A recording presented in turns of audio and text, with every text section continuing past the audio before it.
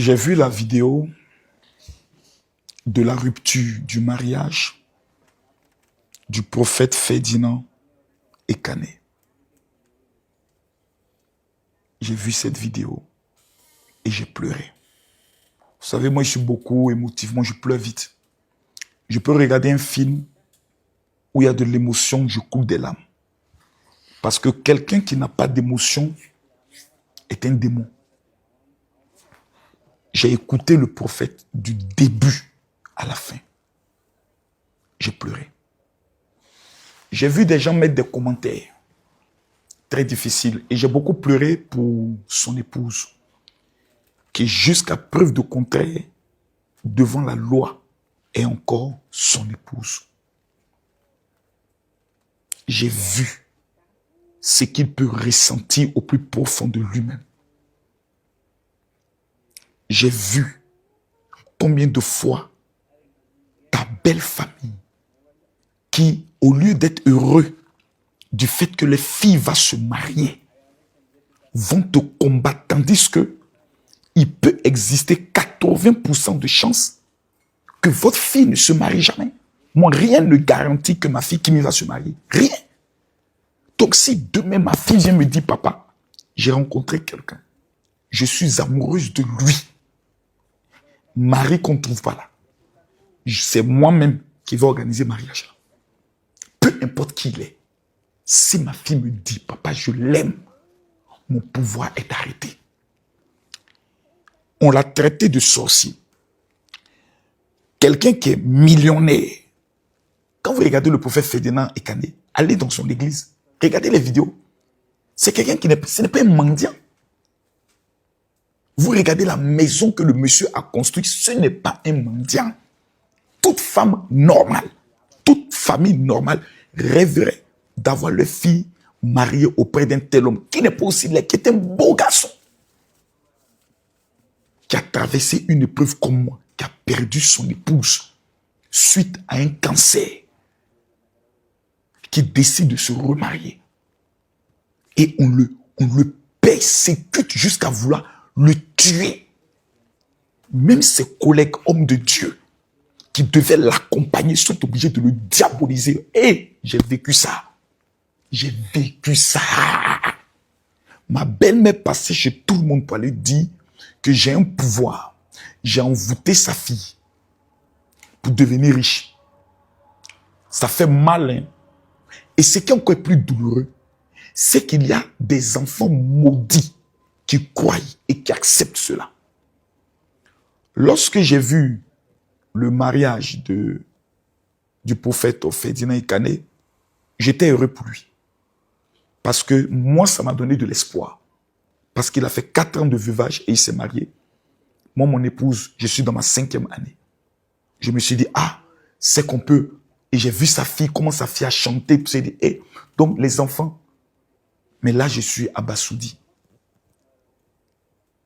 Et ça m'a donné 3 leçons de vie. Et j'aimerais dire aux femmes quelque chose que vous ne devez jamais oublier. Si dès le départ, vous cachez quelque chose, la relation est morte. Il faudrait que on puisse le comprendre. J'ai vu des gens qui m'ont dit, général, moi personnellement, je pense que l'homme de Dieu n'aurait pas dû venir sur les réseaux sociaux pour s'exprimer. C'est votre choix. Il a ses raisons. J'ai vu des gens qui disent, comment un homme de Dieu, c'est dans le moment de la maladie de ta femme que tu l'abandonnes. C'est votre choix. Je le respecte. J'ai vu certains qui ont dit, mais comment un homme de Dieu, lui n'a pas vu ça avant de pouvoir se marier? C'est votre choix. Je le respecte. Je vais répondre aux 3 éléments. Premier élément, si moi je suis avec une femme, qu'elle est atteinte du VIH, qu'elle ne m'a pas dit, qu'on se marie, que je le découvre, je la fais arrêter. Je la mets en prison. Parce que tu m'as exposé en France, là. On va en prison pour ça. Quand tu sais que tu as atteint d'une maladie qui peut aboutir à la mort, tu informes ton partenaire.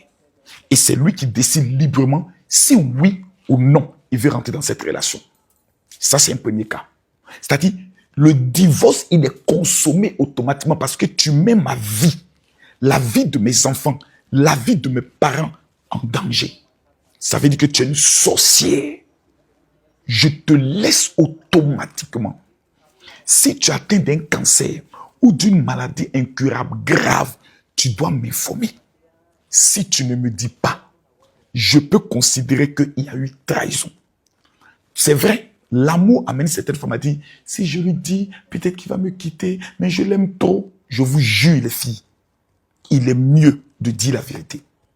Je suis avec une femme, moi, si je dois me marier avec une femme, je prends bic et feuille, je te fais la liste de toutes les femmes que je connais. Si certaines, je ne m'en souviens pas, je te dis certaines, je ne m'en souviens pas, c'était peut-être un coup d'un soir. Mais toi aussi, femme, fais-moi la liste des personnes que tu as connues parce que je suis un personnage public. Faut pas demain, je serai avec toi. Un chien n'a pas va s'élever là-bas. Moi, j'ai baisé la femme de celui-ci. Moi, je couche avec elle. C'était ma petite. Voici même une vidéo où elle est en train de danser, où elle est en train de me montrer son corps nu. Je reçois une telle vidéo, je te divorce. C'est-à-dire, il n'y a pas de départ. Ton passé peut devenir un problème pour mon avenir. C'est pour ça qu'il est bon, dès le départ, de dire, chérie, je t'aime. Mais voici ce qu'il y a dans ma vie. Parce qu'on ne parle pas de copinage. On ne parle pas de goga. On parle de mariage. Et surtout, quand tu te maries à un homme de Dieu ou une personnalité publique, même s'il n'est pas public, dis-lui toute la vérité. Parce qu'il n'y a pas plus humiliant pour un homme de découvrir que quelqu'un a baisé sa femme et que cette personne détient des preuves et va se vanter le jour de leur mariage. Si c'est son ex, il me dit, ah, lui, c'est mon ex, c'est mon ex. Quand il le dit, toi, tu t'en parles quoi? Parce que ma femme m'a parlé de vous et autres, elle m'a expliqué combien de fois vous étiez ensemble et combien de fois, voilà, tu n'as pas pu être capable de la rendre heureuse et c'est moi maintenant qui la rends heureuse. Donc l'homme, il est fier, il assume. Si un homme va avec une femme et qu'il lui cache qu'il a des enfants et que 5 ans étant marié, qu'elle découvre que le monsieur a 6 enfants, mais le mariage est basé, est fondé sur le mensonge. Ça ne peut même pas aller loin. C'est-à-dire, le mariage est détruit. Là, c'est mort. La confiance est brisée. Or, on se marie sur la base de la confiance. Et quand la confiance n'existe plus, dites-moi avec quoi on va bâtir. C'est mort, c'est fini. C'est fini. C'est le cas du prophète Ekané. Maintenant, vous qui dites, oui, si c'était un vrai prophète, pourquoi il n'a pas vu? Affaire de pin et puis con. Il n'y a pas de révélation là-bas. Oh. Moi, il t'a vu, tes fesses sont remuées. Ça me plaît. Il allait demander quoi à Dieu? Dieu n'a qu'à venir me dire quoi? Mon bangala s'est levé. Dieu n'a qu'à venir me dire quoi? Dieu n'a qu'à venir me dire quoi? C'est pas tout Dieu montre. Même les Moïse, ils ne savaient pas tout. Même Jésus est venu sur la terre là. Il ne savait pas tout. Il a dépassé Bartimée qui était aveugle. Il aurait pu dire, amenez-moi ce type-là. C'est quand Bartimée a crié qu'il s'est arrêté. Donc arrêtez avec vos conneries. Votre esprit un peu africain. Mais si c'est un vrai prophète, pourquoi il n'a pas su? Et Dieu aurait dû le montrer. Donc c'est Dieu qui montre. Et si Dieu dit ne te montre pas, qui va te faire découvrir une leçon de vie, où il va te mettre en épreuve. Si c'était ça, pourquoi Dieu ne nous a pas révélé que nos femmes allaient mourir? Pourquoi Dieu ne nous révèle pas maintenant, le jour de notre mort? Vous prenez Dieu pour votre camarade, quoi. Il est obligé de te révéler des choses. Il n'a rien d'autre à faire. Il y a 8 milliards de personnes sur la terre. Afin d'aller te marier encore, c'est lui qui doit venir te révéler ça. Il faut choisir ce qui te plaît. Donc, ce sont ces genres d'éléments qui font mal.